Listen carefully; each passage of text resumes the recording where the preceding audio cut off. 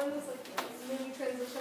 I'm McKenna. I'm a senior here at HB, and I've done the Writers Festival for the past 4 years, and wanted to just say a little bit about how it's impacted me. So last year when I was on spring break, I was visiting colleges out on the West Coast, and Eliza Fisher, she's a senior agent at the Stephen Barclay Agency, called me up and asked me to come out to dinner with her, invited my dad and me both out to dinner, and she brought a picnic for a drive down the coast the next day, and we got to spend time with her. And she's one of the people that made it possible for us to have Marjan Satrapi and Naomi Shihab-Nye and Alexandra Fuller and all these incredible people. And I made that connection because I was able to talk with her the year before about her service in the prisons and spend a whole period just talking with her. And that's only possible because of the Writers Festival.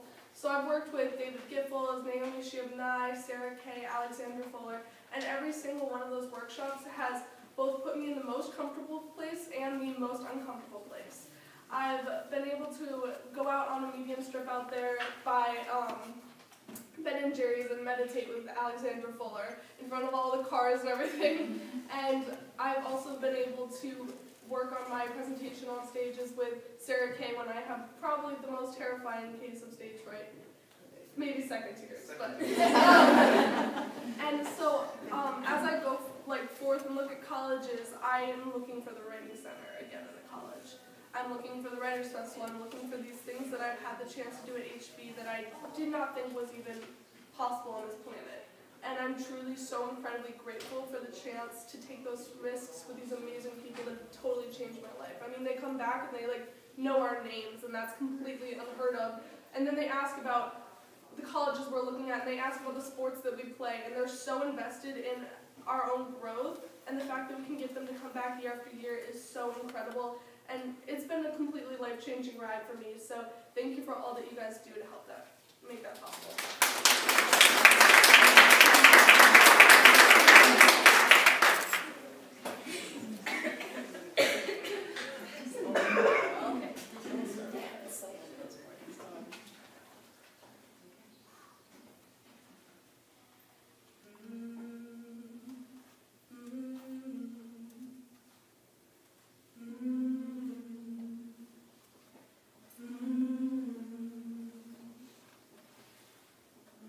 If I were sky literate, I would have read gospel right out from God's twilight mouth, and it would burn holes in my eyes and spill tears of joy. But instead, I walk amongst the beautiful people disguised as devils, because my eyes were clouded and ears deaf to salivated raindrops, knees to church floor, hands pressed, amen, amen, hallelujah, amen.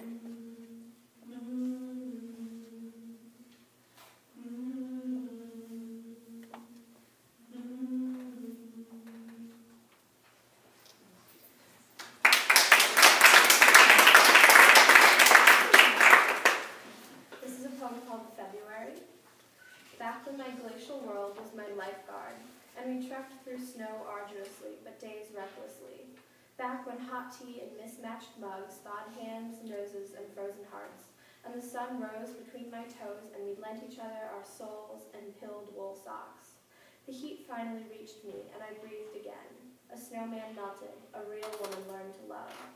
So I wrote it down in the wood furnace, and when it burned to cinders, I buried it in the ground. Maybe it will surface again in a frost heave. But like our frostbitten toes, my frostbitten heart will shed its skin to illuminate living cells. Like the snow that piled up to our thighs, I will radiate our gasping life.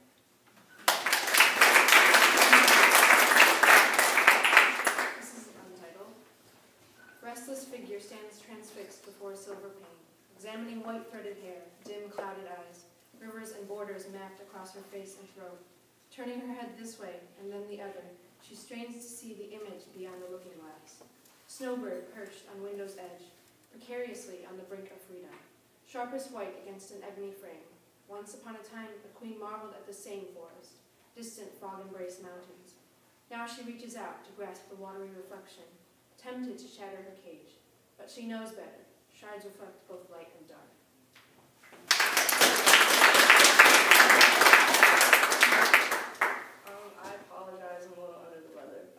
This is also untitled. Before you dream of me tonight, First, you must know that my words flow like a mercury river, but I'd build a dam if I could hear you talk forever. I've never been an affectionate person, but I wouldn't mind if you held my hand. You should know that I don't remember living with my dad and that some of these lights are off, yet through the darkness I try still to remember the sun. And when your eyes widen with excitement and passion, I wonder how I could ever resign to oblivion. I wish I could forget the concept of perfection, but you remind me of it every day. Sitting in this car with you as my navigator, I'm headed in the right direction. So before you go to sleep tonight, you must know that my heart smolders sincerity and November is fleeting. I fear that time will set on you too, and I'll be left alone in the cold, dark shadow of the moon.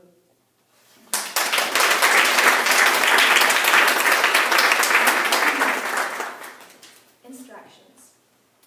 Slam the door as if it wasn't made of glass. The door can be repaired. The human soul cannot. Scream as loud as if nobody was to hear you.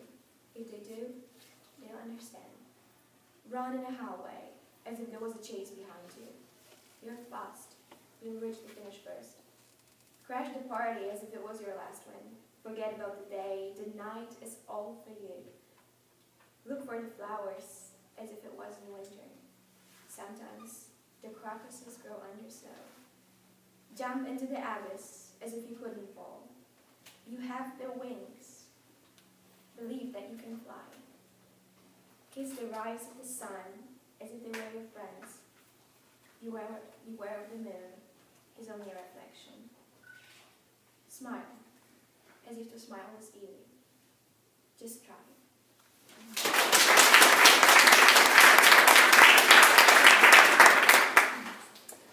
When most people hear the word Oreo, they may think of a delicious cookie with a hard brown outside and a sweet, sugary inside.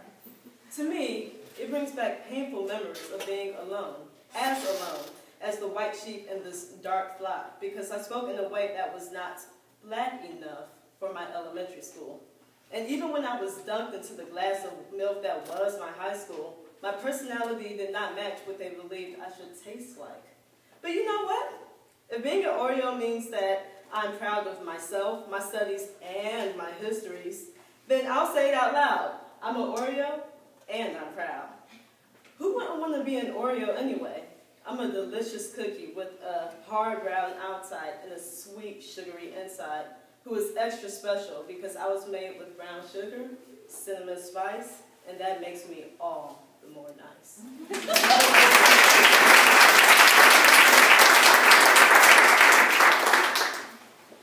Everything is going to turn out okay. I know this. And yet, I can taste the blood on the inside of my lip from where I've bitten it so much that I've created an open wound. My wide-eyed and wobbling worries peep up from their hole as if to remind me they're there, as if I didn't know. Stress nibbles away at my brain like my teeth did to my inner cheek. The college process. Lurking beneath the oceanic depths of my mind, omnipresent and often surfacing enough to swallow me whole in its great jaws. I swim and I swim and I swim, but I cannot escape. It grabs my foot between its jaws and pulls me down to the part of my brain that doesn't trust itself. I can see the cursor hovering above the review and submit button, and I can hear the click of the mouse pad that opens an email titled, "Your admissions decision." And I keep sinking farther and farther like I'm stuck in quicksand. It consumes me as I resist and I fight, and then I stop. I stop fighting myself. I stop thinking about the sour candy that gets more sour the more you suck on it. Sour, sweet, gone. But I'm stuck on step one. I stop thinking about the way it feels to run too fast and stub your toe on the table, or to run too slow and miss the flight. I relax, and it spits me back out. I land on my stomach with my face in the grass. I can smell the freshness of day, and I can feel the dew moisten my skin. And I feel the bump in my mouth where the wound used to be, but it hurts much less now. Everything is going to turn out okay.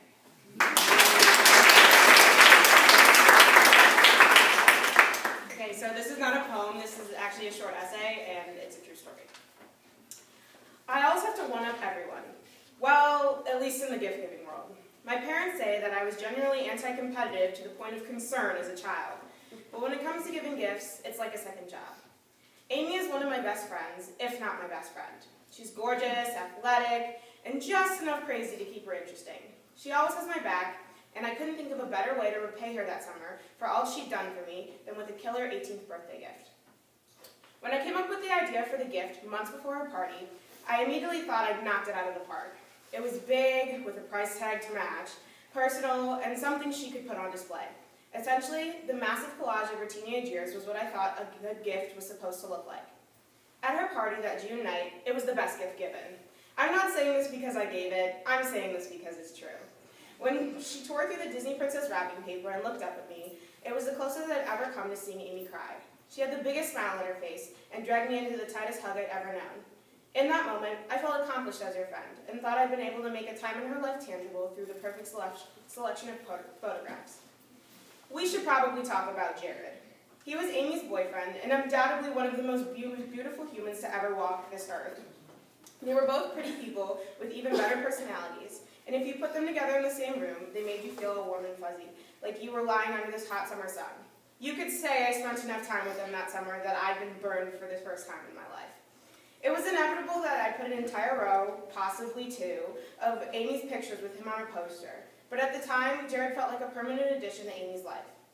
She hung it proudly in her room for a solid 6 months. There wasn't much artwork in there to begin with, but the framed poster was always the first thing that caught my eye.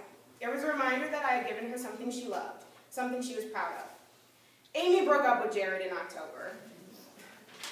Ask anyone what it was like, and they'll probably tell you it was a pretty standard breakup. But to me, and probably only me, it felt like a nuclear explosion. You could say it threw me for a loop, or you could say it temporarily ruined my life. I was more upset than the both of them, and I had to learn how to be a good friend to Amy in the post-Jared phase. I realized I didn't really know her without him, and there was nothing more bittersweet than relearning who Amy was. I felt ashamed of only seeing her as half of a good relationship. So when she took down the poster, I thought I deserved it, but nothing could emotionally prepare me for what happened next. We were getting ready for some big social event on a Friday night. I was lounging on Amy's bed in her newly redecorated room, and Amy was off taking a shower. As my eyes absentmindedly scanned the room, I landed on a frame behind the door. There hung the collage in all of its glory, with Post-it notes over Jared's face.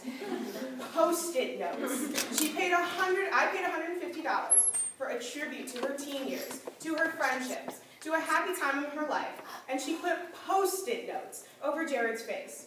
At first, I couldn't breathe, out of shock, but the moment my exhale passed my lips, I was furious. I whipped around and punched her pillow like Floyd Mayweather with $1 million on the line.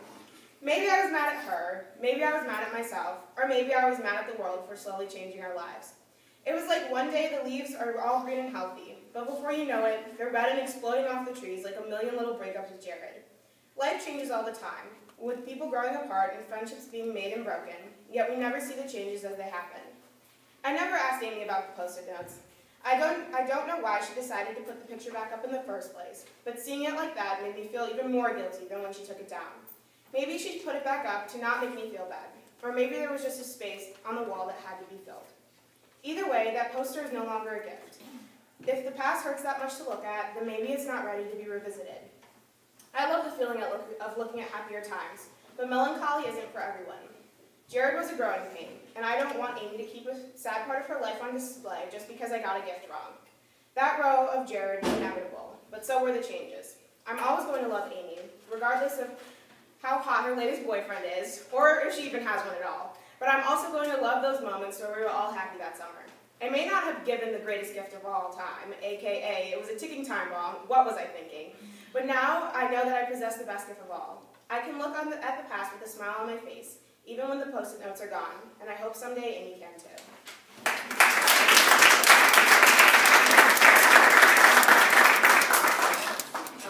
This is called I Can Breathe.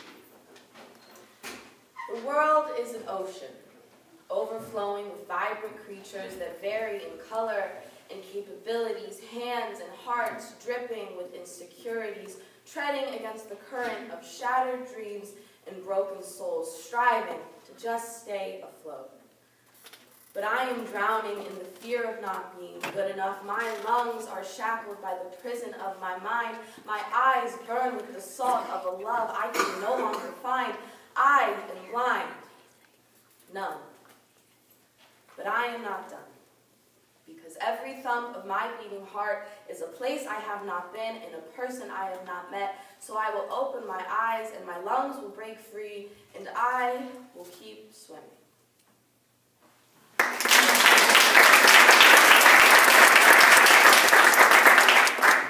Mine is a short story. There you go. It's called Hide and Seek Light. Chelsea had picked a really good spot. She was hiding between a dark juniper bush and the fence that encompassed the park where Tanner's birthday party was taking place. She squeezed her chubby thighs together, hoping to reduce her hulkish frame. She was determined that the other kids would not find her. "Chelsea will be easy to find because she's fat," Tanner said matter-of-factly before beginning the count. He wasn't being rude, just factual. It had only hurt Chelsea a little. She shifted, annoyed by the juniper leaves that surrounded her, stinging like Tanner's words.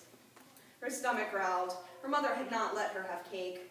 Chelsea had reached eagerly for a piece along with the rest of the children, only for her mother to tap her wrist with her thick, hard nails and shake her head with self-avowed matronly piety. The doctor had said it was fine for a 9-year-old like Chelsea to be a little chubby, and that she would slim out when she reached puberty. However, there was no stopping Chelsea's mom when she had gotten her hands on a parental magazine extolling the virtues of the new, trendy, mommy-daughter diets. To her credit, she hadn't eaten any cake either. Chelsea sat for what felt like decades on the moldering, smelly wood chips that playground architects seemed to believe children love playing on. She did not know how long a decade was, but based on the way her 4 brothers used the word, it must mean at least several hours. At one point, Chelsea thought she had fallen asleep, but upon waking and finding herself in the same position, she figured she had imagined it. Another couple decades passed. Chelsea was now bored. She decided she hated hide and seek. All you do is sit and be quiet, hoping no one will notice you, like adults do, she thought miserably. What a stupid game. She began to crawl through a thick tunnel of spiny juniper, not caring whether she was found anymore. She emerged covered in bloody scratches and purple berry juice. She looked down at her arms where the blood and the berry juice mixed to form violet. Purple is my favorite color, she thought, pleased.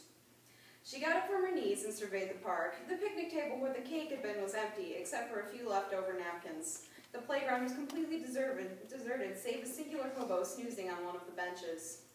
Everyone left, Chelsea thought, annoyed. This wasn't the first time this had happened.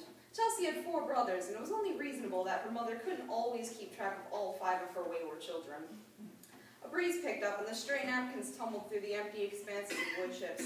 In the back of Chelsea's head, a suspenseful banjo played an old tune from a spaghetti western her father had once forced her to watch with him. It's a ghost town, she thought, and grinned. And I'm the sheriff. Smugly, Chelsea unfolded the $5 bill she had stolen from her oldest brother in the car on the way to the party. Triumphant, she waddled off to the ice cream shop she knew was just down the road. She was going to get a triple fudge sundae.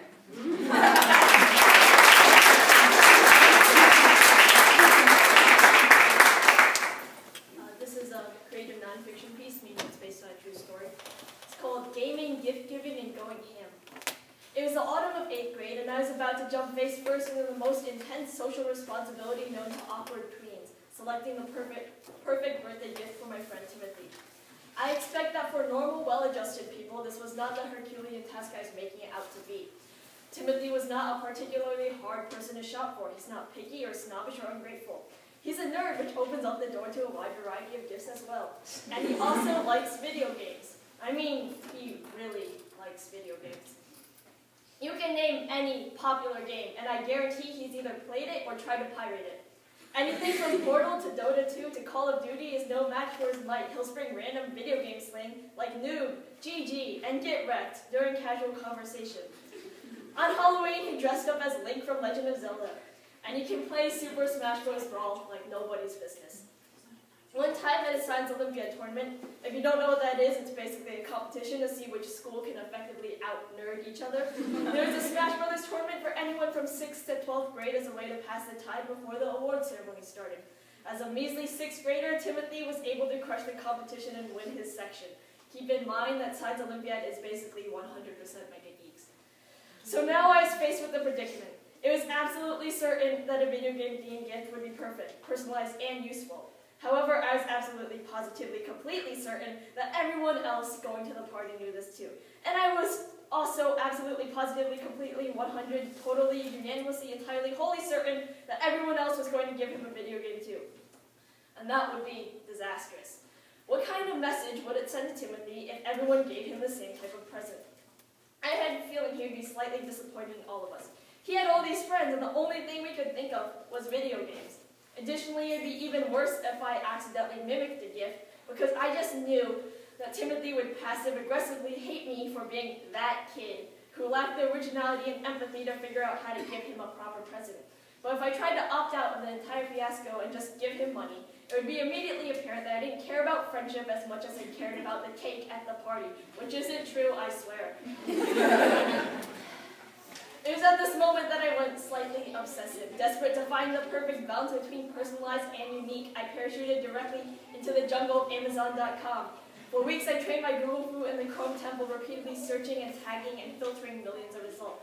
I even dared to venture into more exotic territory like, dude, I want that, and this is why I'm broke.com. After cutting down swaths of possible ideas, I finally settled on a gift, a simple remote control helicopter. I thought it was perfect, but then again, I am a slightly deranged adolescent whose rational reasoning skills haven't completely developed yet, so take that how you will. The helicopter was small and unobtrusive, but still constructed with grace and style. The polished aluminum frame intersected with stylish blue plastic to complete a slim and defined form. Directed by a handset reminiscent of old game console controllers, the helicopter had the quality of a video game with a twist. I wrapped it in green and blue striped wrapping paper and tied the package with a shiny silver ribbon. To finish off the gift, I wrote a personalized card with a hand-drawn cartoon of Timothy as Toon Link, shouting four Pootis and charging victoriously into battle. Basically, it was, as Timothy would say, utter ponage. Victoriously, I stowed my gift away safely until the day of the party. It wasn't long before the date rolled by. At that point, my anticipation had grown to the point where, instead of just feeling like bursting, I had formed a Class G star of excitement on the Hertzsprung-Russell diagram that had shed off its outer layers in a planetary nebula and was now a white dwarf sifting off the mass of a larger star until reaching the Chandrasekhar limit to explode in Class 1A supernova. I carefully guarded my package during the car ride to Timothy's house. At that point, I had depended so much on the gift that I might have even sacrificed my own life in an auto accident if it meant getting Timothy's present out on the street. When I finally arrived at the destination, thankfully without any flashy heroic sacrifice with a slightly embarrassing obituary, I hoisted the covered helicopter above my head like the Ark of the Covenant and marched up the driveway. By the time I made it to the front door, Timothy's smiling mother had already spotted my grandiose arrival and opened the door, gesturing me inside. Entering my final destination, I scanned my surroundings to deduce the location where I deployed my supply drop. I quickly spotted a gift basket filled with confetti and stuffed with multicolored envelopes. Took a moment to process this, and when my mind had caught up, I was horrified. Envelopes could only contain two things: gift cards or money. I was absolutely disgusted. These people have no shame. Timothy was their friend. Someone they'd known for years. How could they have possibly messed this up? Out of almost a dozen people, was I the only one that braved the social terrors of gift giving to obtain anything significant? Indignantly, I set the package on the table, a monument to friendship among a barren landscape of materialism. As it stood there, a lone monolith among fragile scraps of paper and plastic, I briefly wondered who was actually right.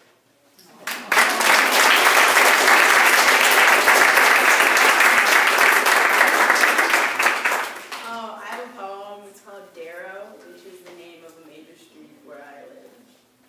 Yeah, I was there too for inspiration. Fallen leaves are tripping hazards. Failing to notice the outspoken spectrum of orange, yellow, and red warnings will deliver you face first into the strained and frosted earth, and your red wind-blushed cheek will blanket the cheek of a lucky red wind-blown leaf. And for once, since the nostalgic summer and the last of its dirt-dune life, it will feel unmistakable warmth.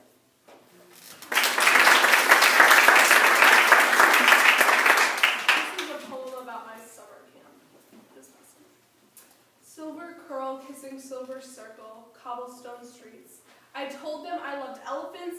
they drew them on letters home. The washed glasses fogged as we stacked 4 different cup styles: reverse hourglass, whiskey, chocolate milk, and military straight. We laid on rugs and drew in sand and mud. We danced in circles, and then 2 Swedish lakes chew the sun and swallow the sky. He asked for cigarettes on the beach, and we sat adjacent to train tracks. Candle wax goodbyes to melt in overhead compartments. I came in, said hello to the back room, and added it to my hand. I should tattoo it or staple it on. There's nothing temporary about itchy eyes from wildflowers and curled wood chips on fire.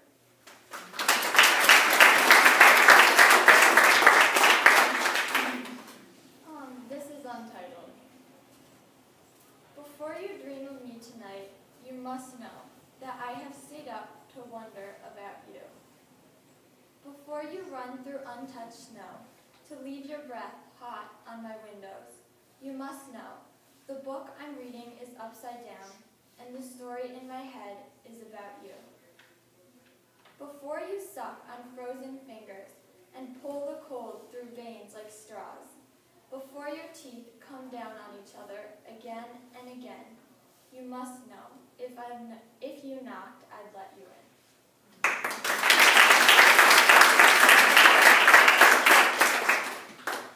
This poem's called Arno. It's about a river in Italy.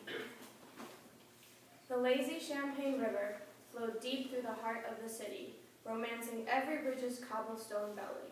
The river giggled against the sun for a little while, basking in the virgin touch of mid-morning heat. The river, with her impatient mouth, ate all the pastries that morning, took a child's flute and played her favorite lullaby, all while flirting with the mountains protruding in the sapphire sky.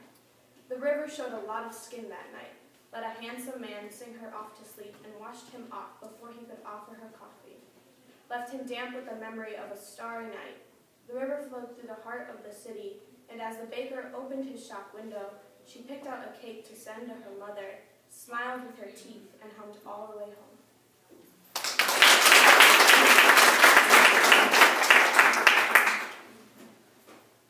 The first time I saw it, I lost my breath, like how I do after 18 hours in the car on the way to Maine, and the salty air first comes crashing over me like the waves on the beach not 100 feet away. But right now, I'm not on an island in Maine.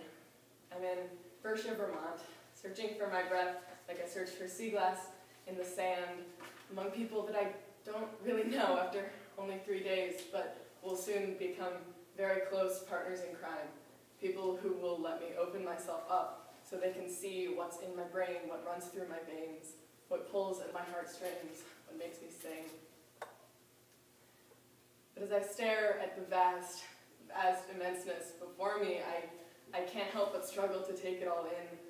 My eyes darting from peak to peak, each summit competing with its neighbor like my sister and I did when we were little on the playground. Who can pierce the sky first?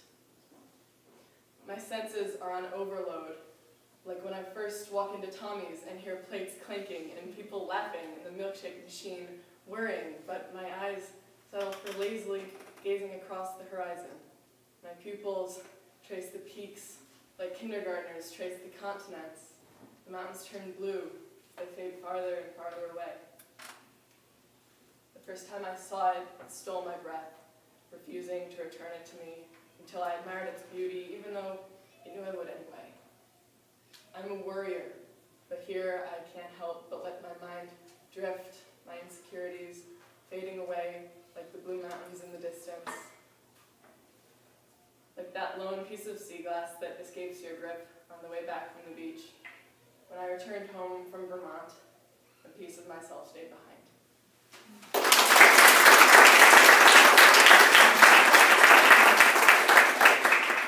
This is a poem about leaving for college next year. This time, leaving doesn't mean back in 5 days. It doesn't mean one large carry-on, be back soon, or I'll clean my room when I get home. No. This time, it means leaving and separating, losing and goodbye. It looks like the remnants of what once was my closet, converted into storage space. Like my mother's thin face standing in the rain, engrossed by a too large pair of sunglasses she wears to hide her tears. It sounds like the thump-thump, thump-thump of a giant duffel bag that's too heavy to carry down the stairs. This time, I will be surrounded by things that are new. I will be excited, nervous, alone. It will look like fake texting to avoid having to stand nothing but my own awkwardness. Like giant campus maps scrawled across the floor because I haven't memorized street names and can't find my way to class. It will feel like a sharp desk corner, jutting into the space where my belly meets my hip because I can no longer stumble to the bathroom in the dark. It will smell like my roommate's perfume, which slowly encompasses, nauseates, suffocates. I pretend to like it anyways. It will taste like the greasy 2 a.m. pizza shared with my friends. I will be friends. This time, leaving doesn't mean forgetting. Forgetting sounds like when you have to introduce yourself to your grandma, like the rapid writing and rewriting and erasing when you're stuck on an answer on a test. I am leaving, but I am not forgetting. I am sharing and discovering and exploring. I am loving.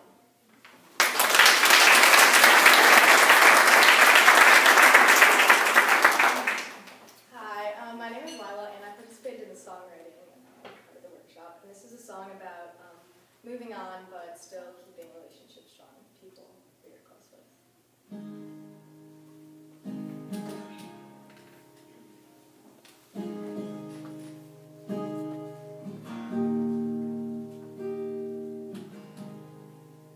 Day after day, time passes by, it's all the same. Then when you think nothing can happen, everything's changed. Never easy to just say goodbye. And everyone wants to know why.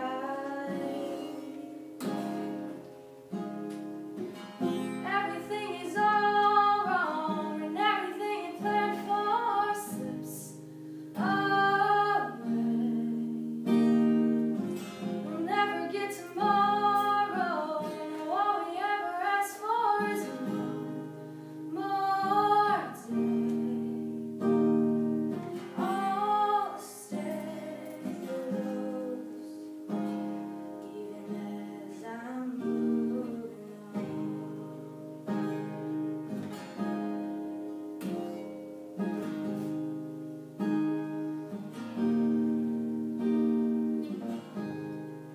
It won't be easy.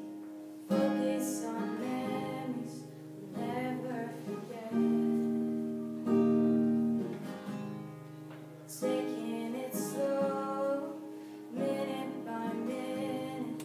Live for the moment. Never easy to just say goodbye. And everyone wants some more time.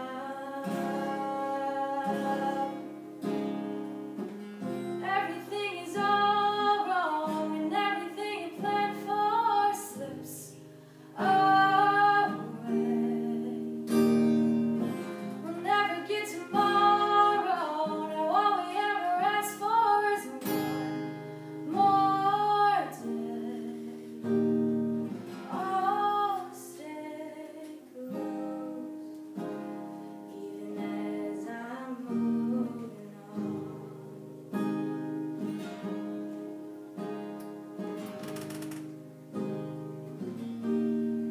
Keep moving on. Everything is all wrong, and everything you planned for slips away. We'll never get tomorrow.